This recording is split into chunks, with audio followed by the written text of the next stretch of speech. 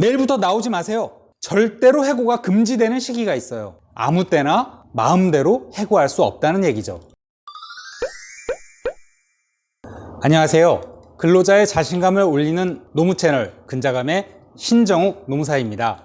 직장 생활을 하다 보면 이놈의 회사 때려쳐야지 하면서 서랍 속에 잠자고 있는 사직서를 하루에도 몇 번씩 꺼내려다 마는 분도 있다고 하죠. 물론 본인이 싫어서 그만두는 건 문제가 될 게 없죠. 그런데 로자님은 계속 일을 하고 싶은데 사장님이 그만두라고 통보를 한다면 이거야말로 비상 상황이 되는 거죠. 당장 머릿속에는 새로 직장을 구해야 하는 문제와 함께 이번 달 카드 대금, 아파트 관리비, 주택담보대출이자 등 나가야 할 돈을 생각하면 머리가 지끈지끈 아파오죠. 이처럼 로자 여러분께서 해고와 같은 중대한 상황을 근로기준법은 엄격히 규제하고 있어요. 아무 때나 마음대로 해고할 수 없다는 얘기죠. 그런데 상시 근로자 수 5명 이상인 사업장과 5명 미만인 사업장에 적용되는 근로기준법 내용이 달라요. 우선 5명 이상인 사업 또는 사업장의 해고 제한부터 살펴볼게요. 사장님이 로자 여러분을 해고하려면 첫째, 해고 사유가 정당해야 해요. 해고는 사장님이 일방적으로 근로계약을 종료시키는 행위잖아요. 그래서 그 해고 사유가 정당해야만 유효하다는 거예요. 특히 징계로 해고할 경우 로자 여러분이 잘못을 하긴 했어도 해고에 이를 정도의 잘못은 아니라고 노동부나 법원이 판단하게 된다면 그 해고는 무효가 되는 거죠. 이때는 해고보다 낮은 정직이나 감봉의 징계로 수위를 낮춰야 해요.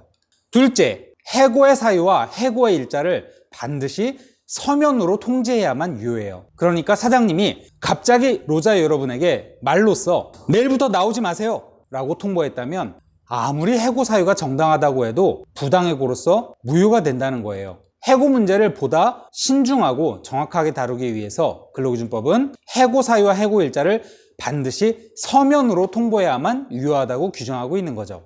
여기서 서면은 일반적으로 종이로 된 문서를 말하지만 워드로 작성된 문서를 이메일로 전송하거나 회사 내 전산 ERP 시스템으로 통보하는 것도 서면 통보로 보고 있어요. 하지만 휴대폰 문자나 카카오톡으로 해고 통보를 보내는 것은 서면 통보를 한 것을 볼 수 없어서 무효가 되죠.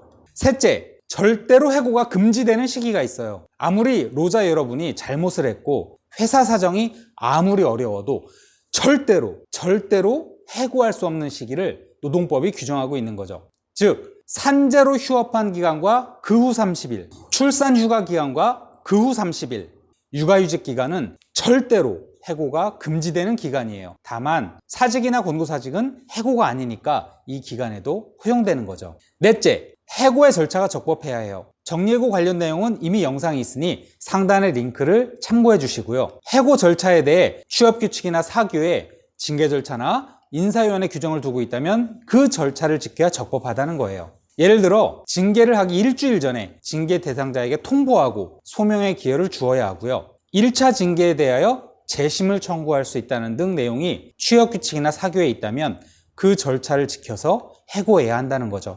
다섯째, 해고를 하려면 30일 전에 예고를 하거나 아니면 30일분에 해고 예고상을 지급하면서 즉시 해고를 할 수 있어요. 즉, 해고 이후 새로운 직장을 구하기 전까지 시간을 주고 금전적으로 보호를 해주려는 노동법의 배려가 있는 거죠. 다만 입사한 지 3개월 미만인 근로자는 해고 예고 대상에서 제외돼요.